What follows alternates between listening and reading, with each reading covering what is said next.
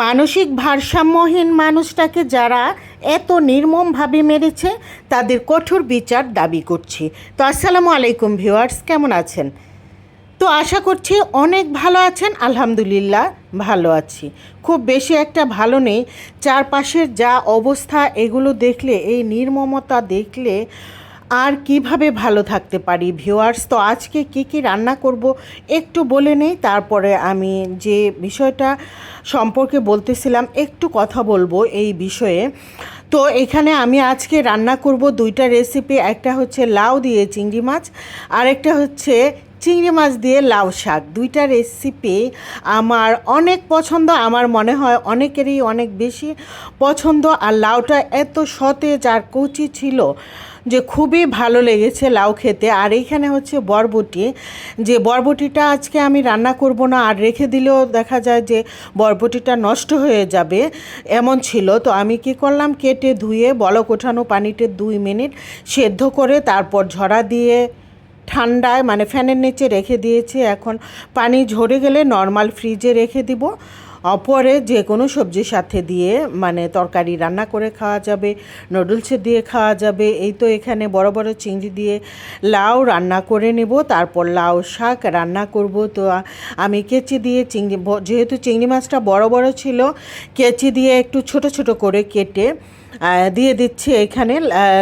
লাউ রান্না করব, তো লাউ রান্নায় হালকা মশলা দিলেই ভালো হয়। আমি হালকা মশলাই দিয়েছি, একটু আদা রসুন বাটা, তারপর জিরা গুঁড়া, সব মশলা অল্প পরিমাণে, হলুদ গুঁড়া, মরিচ গুঁড়া একেবারে অল্প পরিমাণে দিয়েছি। এখন লাউটা দিয়ে দিলাম। লাউটা অনেক কচি ছিল আজকের লাউটা, আর খুবই সতেজ ছিল। লাউয়ের যে খোসাটা, ওই খোসাটাও আমি আলু সাথে দিয়ে ভাজি করে নিয়েছি। তো আমার নতুন আপু ভাইয়ারা, আপনারা লাউয়ের খোসাটা, লাউটা যদি ভালো থাকে, কচি আর সতেজ থাকে, লাউয়ের খোসাটা ফেলবেন না, ভাজি করে নেবেন, খুব মজা লাগে, ভালো লাগে। আর খোসাটা সাথে সাথে ভাজি করে নিতে হয়, তা না হলে কিন্তু যত ভালো খোসাই হোক সিদ্ধ হতে চায় না। তো যে ব্যাপার সম্পর্কে আমি কথা বলতেছিলাম, যে মানসিক ভারসাম্যহীন মানুষটাকে যারা এত নির্মমভাবে মেরেছে তাদের কঠোর বিচার দাবি করছি।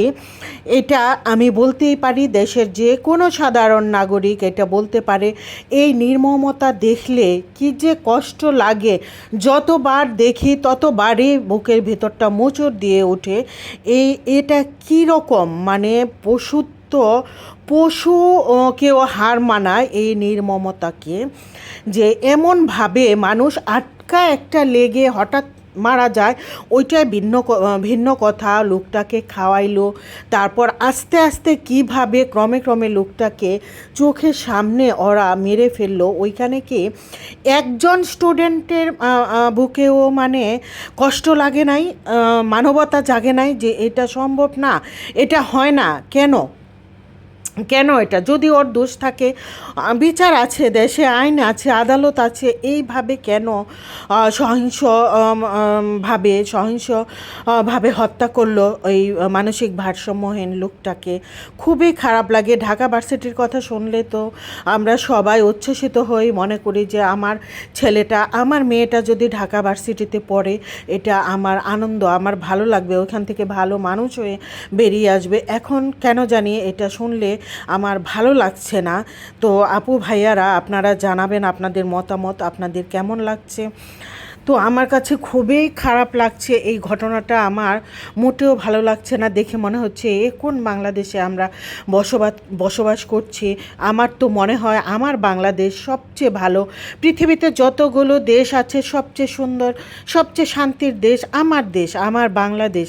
আর মাঝে মধ্যে যখন এই ধরনের ঘটনাগুলো দেখি, তখন মানে কি যে মনে হয় যে দেশ ছেড়ে চলে যাই নাকি, মানে ভালো লাগে না। দেশের চারপাশের এই নির্মমতা দেখলে খুবই কষ্ট হয় বুকের মাঝে। যাই হোক, এই ধরনের ঘটনা আমরা আর দেখতে চাই না।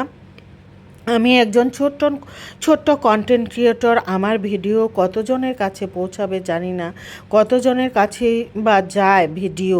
যারাই দেখেন এই ধরনের নির্মমতা আমরা আর দেখতে চাই না। আমরা এগুলো আর দেখতে চাই না। আমরা সবাই মিলে এগুলোর বিরুদ্ধে প্রতিবাদ করব। এগুলো আমরা দেখতে চাই না। আমরা হ্যাঁ, মানবিক দিকগুলো দেখতে চাই, মানুষের মধ্যে থাকবে মনুষ্যত্ব, বিবেক, এগুলো থাকবে, এগুলোই আমরা দেখতে চাই। এইগুলোকে আমরা একদম বয়কট করব, আর সবাই আমরা যার যার পক্ষ থেকে নিন্দা জানাবো। এই তো কথা বলতে বলতে শাকটা এখানে হয়ে যাচ্ছে, চিংড়ি মাছ দিয়ে লাউ শাক, এটা আমার অনেক পছন্দ। আর লাউ রান্না করে নিয়েছি, লাউটাও চিংড়ি মাছ দিয়ে অনেক মজা হয়েছিল, একদম বলে না যে মোমের মতো সেদ্ধ হয়ে গেছিল, ওই রকমই মজা হয়েছে লাউটা। আর লাউ শাকটাও খুবই মজা ছিল। আমার মনে হয় আমার আপু ভাইয়ারা সবারই আপনাদের কাছে লাউ শাক আর লাউ রান্না খুবই মজা। এটা ছিল গতকালকের ভিডিও, আজকের ভিডিও এটা না। যাই হোক, তারপর এই যে শাকটা এখানে সার্ভ করি নাই আমি, মানে একটু ছবি নিয়েছিলাম, খুবই সুন্দর কালার আসছে লাউ শাকের, খেতেও ঠিক ওরকমই মজার ছিল। আর এখানে জাম্বুরা নিয়ে আসছিল, 2-3 দিন হয় আমি সময়ই পাই না যে জাম্বুরাটা কেটে খাবো। তো জাম্বুরাটা একটু কেটে নিচ্ছি, তারপর কেটে খাবো। আর জাম্বুরাটা খুবই মজা ছিল, মিষ্টি ছিল। দেখা যায় যে কিনে আনা জাম্বুরা সচরাচর এত মজা হয় না। আজকে আমার ভিডিও এ পর্যন্তই ছিল। যদি কোনো ভুলভাল কথা বলে থাকি, ভুল কিছু বলে থাকি, কারো কাছে কোনো খারাপ লাগে, ক্ষমা সুন্দর দৃষ্টিতে দেখবেন। আর সবাই অনেক বেশি ভালো থাকবেন। আল্লাহ হাফেজ।